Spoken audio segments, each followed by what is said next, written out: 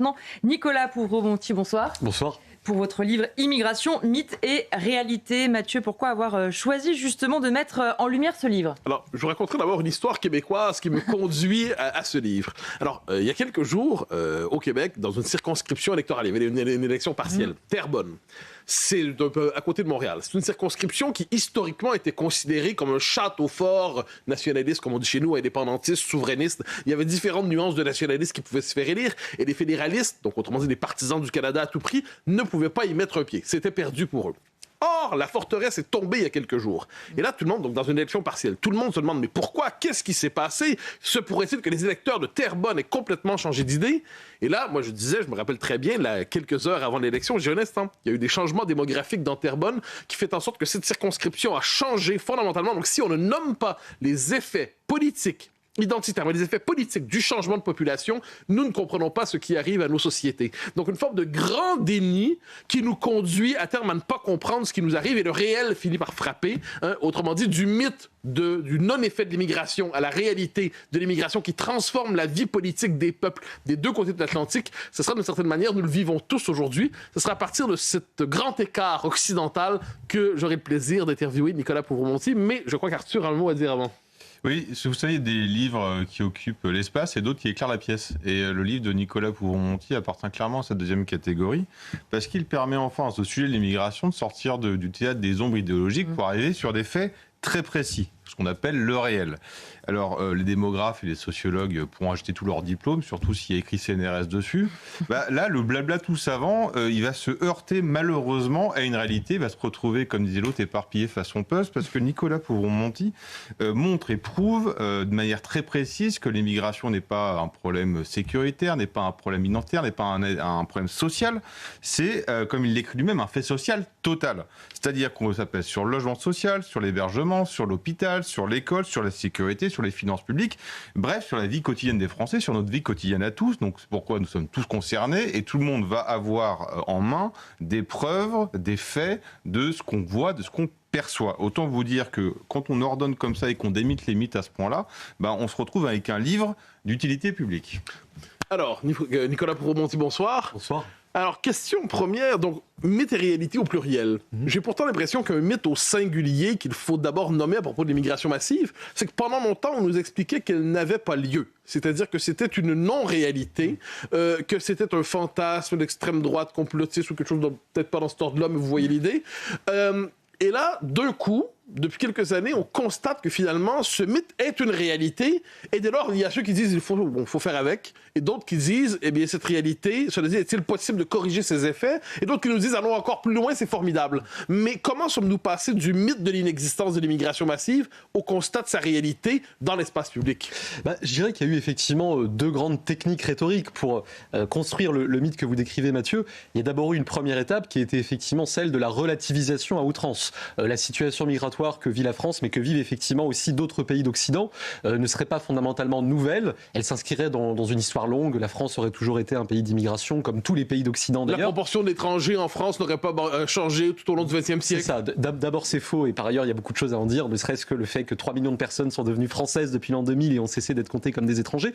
Mais en tout cas, ce mythe de la relativisation, il a été porté par une part importante de l'expertise officielle, dans ces citadelles universitaires, dans certaines citadelles médiatiques aussi, avec une mission non pas d'éclairage du débat public, mais de conversion du débat public finalement. Il s'agissait de convaincre les Français qu'ils ne voyaient pas ce qu'ils voyaient en matière d'immigration et quant aux transformations que l'immigration impliquait dans leur cadre de vie. Et je pense comme vous qu'on est passé dans un deuxième temps qui est celui d'une forme de naturalisation du phénomène, souvent venu des mêmes personnes d'ailleurs. C'est-à-dire qu'une fois qu'on n'arrive plus à convaincre les Français que l'immigration telle que nous l'accueillons est une chance, comme on dit, eh bien on leur dit que c'est une fatalité, que finalement l'immigration serait un phénomène naturel, comme il y a de la pluie, du soleil ou du vent, ce serait quelque chose de quasiment physique. Il serait absurde pour un gouvernement de prétendre vouloir contrôler et plus encore réduire l'immigration.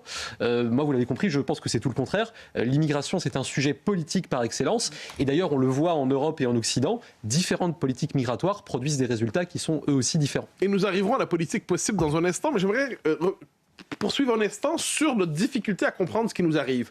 Vous connaissez probablement la référence à Lysenko dans l'histoire de l'Union soviétique, c'est-à-dire le savoir falsifié au service de l'idéologie. J'ai l'impression, mais vous me corrigerez peut-être, que le savoir officiel consacré à l'immigration, porté par le régime diversitaire, le savoir des démographes, des historiens, de tous les officiels du savoir, était un savoir de dénégation et de falsification du réel depuis 40 à 50 ans environ. Ce qui veut dire que plus on nous... je ne dirais pas la science mentait, mais la science officielle, avec des guillemets, falsifiait. Est-ce qu'on peut dire qu'on était victime d'une forme de lysenkisme démographique depuis 40 ans? Oui, il y a clairement quelque chose qui s'apparentait à ça. En tout cas, je pense qu'on peut parler d'obscurantisme sans exagérer. Une volonté de ne pas voir, de ne pas montrer des réalités qui étaient pourtant évidentes. Et on la retrouve, cette tentation-là, cette tentation lysenkiste, y compris dans des institutions de la statistique publique qui sont censées éclairer le débat national. Les deux grandes institutions en la matière en France, ce sont l'INED, l'Institut national des études démographiques, et l'INSEE. L'Institut national des études démographiques qui a eu deux grandes figures ces dernières décennies, Hervé Lebras et François Héran.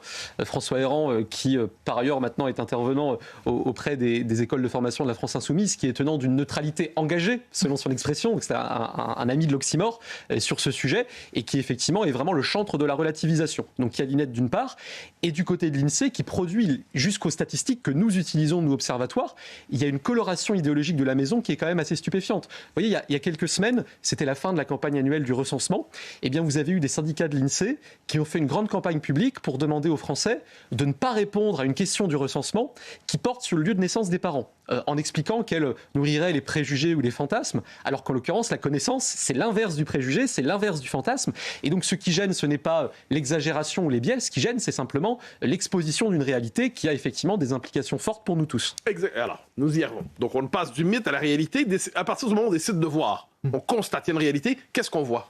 Écoutez, on voit une situation migratoire qui est absolument inédite. Il est factuellement vrai de dire qu'il n'y a jamais eu autant d'immigration en France qu'aujourd'hui, quels que soient les indicateurs retenus.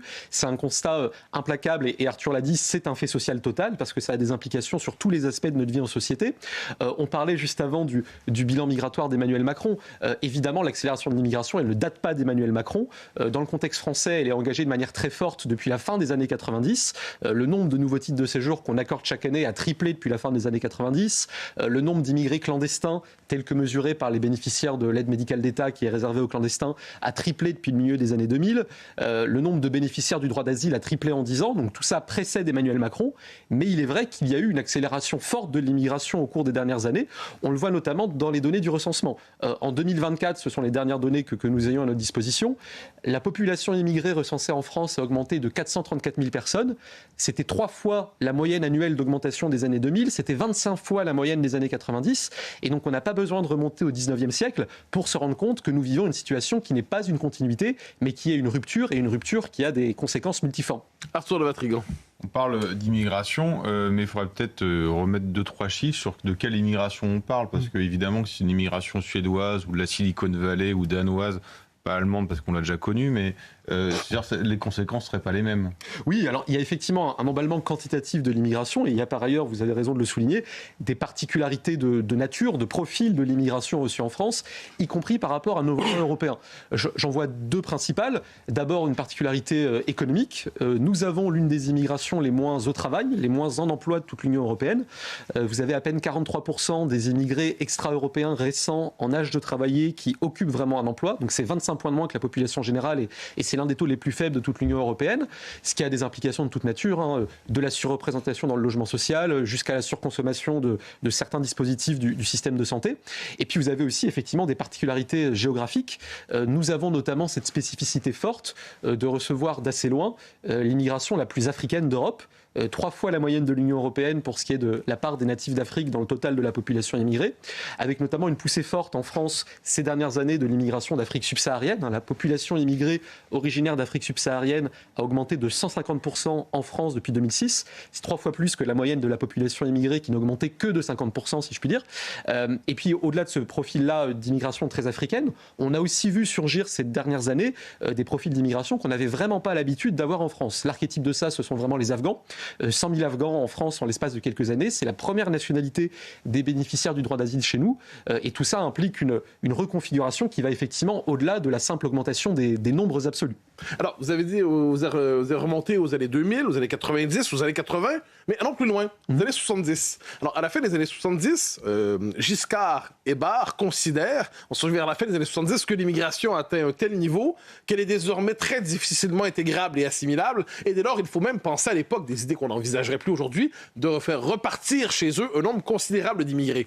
On est à la fin des années 70 et plusieurs considèrent, autrement dit, que le seuil de saturation est atteint, et François Mitterrand, à l'époque, n'est pas loin de dire la même chose quelques années plus tard. Alors, la question que je pose, si on considérait à l'époque que les seuils de saturation, la capacité d'intégration étaient déjà dépassés, qu'est-ce qui s'est passé ensuite? Comment écrire l'histoire des 50 dernières années?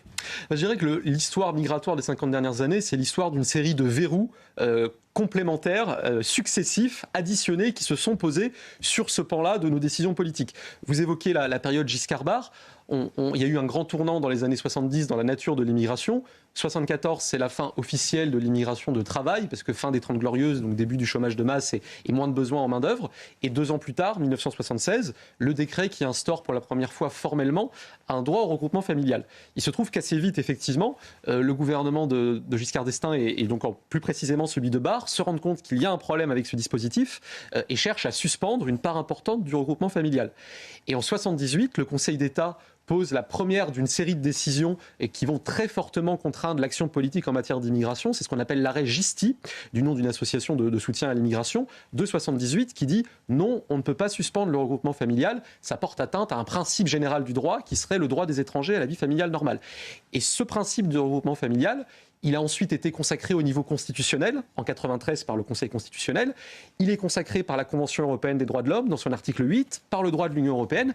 Et ce qu'on a vu, c'est une sorte de dépossession successive, progressive, de la capacité de décision du politique sur ce sujet. Et quand je dis dépossession, évidemment, c'est une dépossession coupable. C'est-à-dire que l'État a accepté de remettre entre les mains des juges, des universités, de certaines parties du monde économique, une politique d'immigration sur laquelle on estimait que finalement, il n'y avait plus de légitimité à agir. Parce que derrière ces décisions de justice, derrière aussi le climat idéologique autour de l'immigration, il y avait une forme de débat moral. Les frontières étaient-elles légitimement morales? L'action de l'État pour contrôler des frontières, choisir qui entre et qui se maintient, faire une différence entre le national et l'étranger, tout cela était-il moralement légitime? Et je pense que c'est le débat de fond qui a emporté fondamentalement tout le reste, jusqu'à l'incapacité dans laquelle nos responsables politiques se trouvent aujourd'hui à faire quoi que ce soit, incapacité très relative et qui relève même dans l'incapacité de leur responsabilité. Alors, incapacité relative, donc peut-être capacité s'ils le souhaitaient. Bien sûr. Alors, on y arrive, donc théoriquement, imaginons, c'est loin d'être certain, c'est même loin d'être probable, mais imaginons qu'on se retrouve avec un gouvernement qui voudrait prendre en charge la question migratoire. Est-ce qu'il y a une forme de chantier des 5 grands points, des 5 grandes réformes qui permettraient d'amorcer un revirement significatif sur le plan migratoire? Bien sûr, on l'évoquait à l'instant, l'immigration, ce n'est pas un phénomène naturel, c'est un sujet politique et le politique peut avoir des résultats là-dessus. Et on le voit dans le contexte européen. Vous voyez, en 10 ans, le nombre de demandes d'asile reçues au Danemark a baissé de 90%. Pendant qu'il doublait chez nous. Pourquoi? Simplement parce que le Danemark a mis en place des politiques efficacement dissuasives sur ce plan-là de l'immigration. Donc, que faire de manière concrète? Alors évidemment, il n'y a pas une seule mesure miracle. Moi, je vois 2 temps successifs d'action qui peuvent permettre de reprendre vraiment la main sur ce sujet, parce que c'est possible. D'une part, il y a ce qui peut être fait très vite, dans le cadre constitutionnel, dans le cadre européen très contraint que je décrivais précédemment. Il reste des marges de manœuvre. Vous voyez, la France se rend spécialement attractive pour certaines catégories d'immigration à motivation sanitaire et sociale. On est, pour ne prendre qu'un exemple, le seul pays d'Europe à avoir inscrit dans son droit le principe d'un hébergement inconditionnel des clandestins.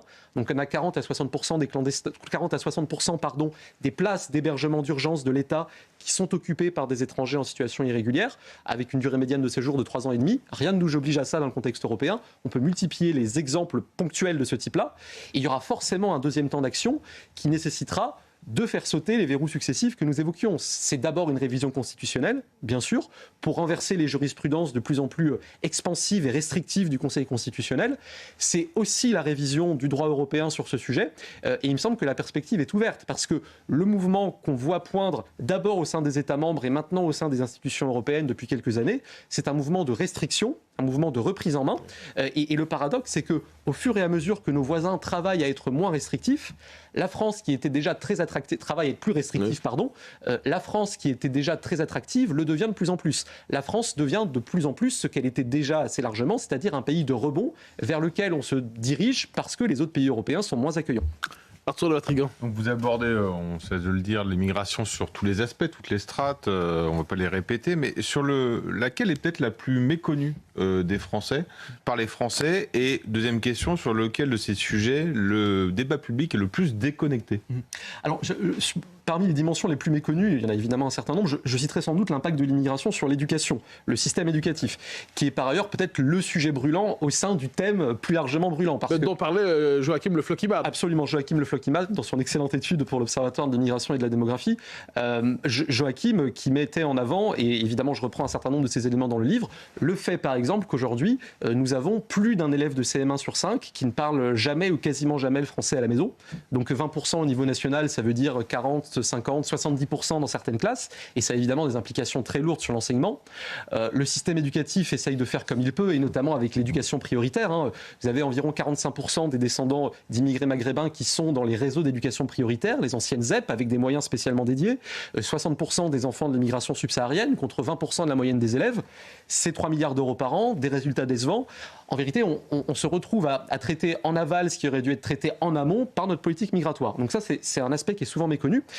Et l'aspect sur lequel le débat public est peut-être souvent le moins bien éclairé, c'est vraiment l'impact économique de l'immigration. Parce qu'on vit encore, et on l'entend dans le débat public, avec ce mythe d'un besoin en immigration pour combler, par exemple, le déclin de la population active, pour apporter aux finances publiques. Alors d'abord, pour combler un déclin de la population active de manière efficace, encore faut-il que les immigrés soient au travail. Et nous avons dit que nous avons en France l'une des immigrations les moins en emploi d'Europe. Par ailleurs, quand les immigrés travaillent, il y a effectivement énormément d'immigrés qui travaillent, ça n'est pas inutile de le rappeler, ils sont beaucoup plus souvent sur des emplois peu qualifiés et donc peu rémunérés. Les secteurs qui embauchent le plus d'immigrés dans l'ordre, ce sont les employés de maison, les ouvriers non qualifiés du BTP, le gardiennage et la sécurité privée. Donc des secteurs qui ont une utilité sociale, mais qui ne sont pas ceux qui créent le plus de valeur ajoutée pour le pays. Et puis par ailleurs, on a en France 4,5 millions de personnes qui sont soit au chômage, soit dans le halo direct du chômage, ce qui est un taux relativement élevé en Europe.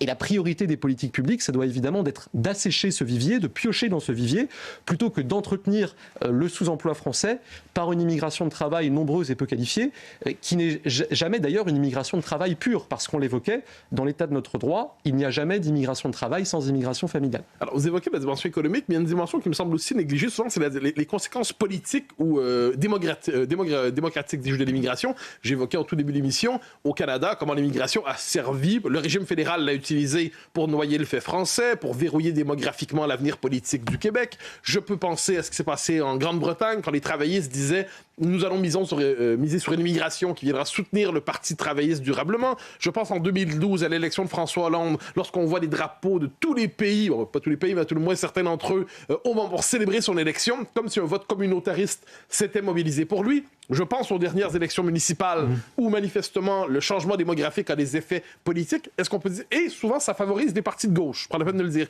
Est-ce qu'il n'y a pas une forme de lien inavoué entre immigration et socialisme ou néo-socialisme aujourd'hui? Oui, en tout cas ça semble attesté par les données électorales dont on dispose. Et ça a été, assumé explicitement il y a déjà 15 ans par la fameuse étude de Terra Nova, qui avait pour titre « Gauche, quelle majorité électorale ?», qui prenait acte de la désaffection des classes populaires traditionnelles d'origine française ou d'immigration plus ancienne envers la gauche, et qui prenait un concept qui n'était pas encore la nouvelle France, mais qui y ressemblait beaucoup. C'est ce que la note appelait la France de demain.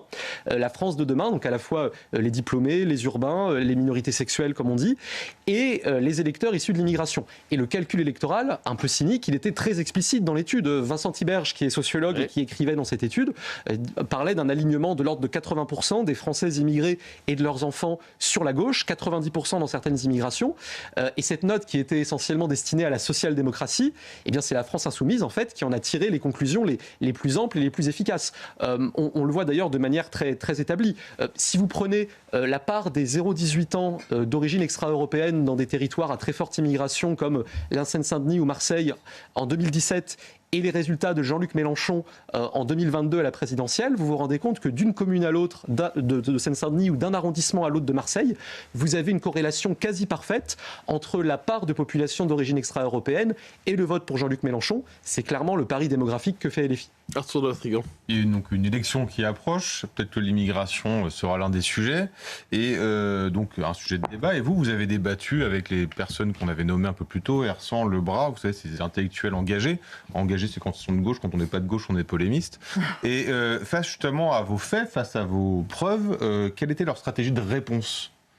Écoutez, alors, souvent, puisque l'approche factuelle qui est la nôtre a le mérite de laisser assez peu de prise aux critiques de fond, on va détourner la conversation. On va parler de tel ou tel donateur de l'Observatoire, comme si ça avait un quelconque rapport avec le fond des sujets d'immigration dont nous parlons aujourd'hui. On va nous expliquer que, certes, nos chiffres sont exacts, mais que par ailleurs, ils fabriquent de la peur. Alors écoutez, si on fabrique de la peur sans tricher sur les chiffres, vous voyez, c'était le titre et le sous-titre d'un article du Monde il y a quelques semaines sur l'Observatoire de l'immigration et de la démographie. Le think tank qui fabrique de la peur, mais l'OID ne triche pas sur les chiffres. Bon, c'est peut-être que la réalité est inquiétante. En tout cas, il me semble que la posture de ces messieurs immigration, de ces experts légitimes et d'une certaine façon ceux qui représentent l'officialité de l'expertise en matière d'immigration, devient de plus en plus délicate parce que il y a une marée du réel qui monte, qui est perçue de manière très empirique par nos concitoyens. Et quand on va directement aux faits, sans passer par l'intercession qui serait nécessaire de cette officialité, on se rend compte que bien souvent, les Français ont raison de voir ce qu'ils voient. Et c'est l'une des raisons d'être de ce livre, c'est de donner à chacun de nos concitoyens les faits de manière claire et accessible, sans tabou, pour qu'on puisse se saisir, chacun d'entre nous puisse se saisir de ce sujet qui engage l'avenir du pays, mais qui engage déjà assez largement son présent. Il nous reste le temps d'une dernière question. Justement, puisque tout le dispositif technocratique mis en place fait tout pour rendre invisible cette question, c'est-à-dire les chiffres sont disponibles à obtenir, certaines statistiques sont interdites, est-ce qu'il est difficile de travailler, d'obtenir les faits? Vous partez à la recherche des faits. Est-ce qu'il est difficile de trouver ces faits aujourd'hui? Est-ce qu'ils sont finalement dissimulés, cachés ou rendus invisibles par incompétence? Est-ce qu'il est difficile de produire les faits que vous réussissez à obtenir aujourd'hui? Oui, c'est délicat. Alors, on a beaucoup plus de données que ce qu'on imagine parfois. Et c'est aussi ce qui permet à ce livre d'être, je le pense, assez dense et assez riche en enseignement. On nous dit souvent que les statistiques ethniques sont interdites. Alors c'est vrai qu'en France, on n'a pas de statistiques à la mode britannique, par exemple, où les gens se déclarent dans le recensement blanc britannique ou asiatique pakistanais ou noir caribéen, des statistiques qu'on dirait raciales en France, ça n'existe pas. En revanche, on a un appareil de statistiques sur l'origine migratoire des populations, sur 1, 2, 3 générations, et ça permet de dresser des constats majeurs. D'abord que toutes les immigrations ne sont pas les mêmes, toutes ne produisent pas les mêmes résultats d'intégration économique, éducative, culturelle, et ça permet aussi de voir que les difficultés d'intégration dans l'emploi, par exemple, ne disparaissent pas d'une génération à l'autre. Le taux de chômage des descendants d'immigrés, par exemple, il est aussi élevé que celui des immigrés eux-mêmes, qui est lui-même le double des Français sans ascendance migratoire. Il est parfois même plus élevé à la deuxième génération sur certaines immigrations, originaires du Maghreb ou d'Afrique subsaharienne, par exemple. Donc l'obstacle sur ce sujet, il est moins légal qu'un obstacle de collecte des données. Et je suis surpris, par exemple, que l'INSEE ne fasse pas régulièrement une enquête sur l'origine migratoire sur plusieurs générations des personnes dans le système carcéral, par exemple. Il n'y aurait aucun obstacle législatif en la matière, parce qu'ils le font sur d'autres sujets. Et il me semble que le thème est suffisamment présent dans le débat public pour qu'on puisse en parler. Merci beaucoup Nicolas Pouvremonti d'avoir été l'invité de Face à Boc-Côté. Merci Mathieu, merci Arthur. Tout de suite, vous retrouverez Elliott Deval pour l'heure des pros. Bonne soirée à tous sur CNews.